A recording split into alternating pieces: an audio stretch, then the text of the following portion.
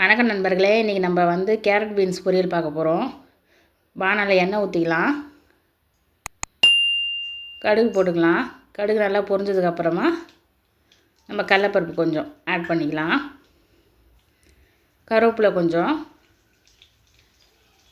நல்லா இதெல்லாம் கொஞ்சம் கலர் மாறினதுக்கப்புறமா நம்ம கேரட்டு பீன்ஸ்லாம் போட்டுக்கலாம். நான் வெங்காயம் தக்காளி எதுவுமே சேர்க்கலைங்க.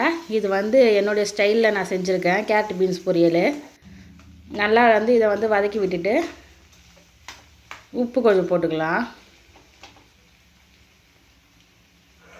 உப்பு ஆட் பண்ணிவிட்டு நம்ம நல்லா கலரிட்டு மூடி வச்சிடலாம்.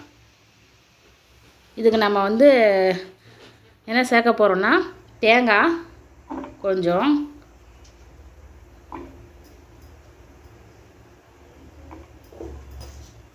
பூண்டு இதுலேயே நான் போட்டுப்பேன். நெசுக்கி கூட அதில் போடுவாங்க, நான் இதில் போட்டுருவேன். ஏன்னா பசங்க எடுத்து வச்சுருங்க. பூண்டு ஒரு 5, காஞ்ச மிளகா காரத்துக்கு ஏற்ற மாதிரி போட்டுக்கோங்க.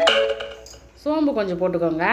இது நல்லா சூப்பராக இருக்குங்க. இதை போட்டு நீங்கள் செஞ்சிங்கன்னா என் பசங்களுக்குலாம் ரொம்ப பிடிக்கும். இதை வந்து நேரம் கொஞ்சம் அரைச்சி எடுத்துடலாம்.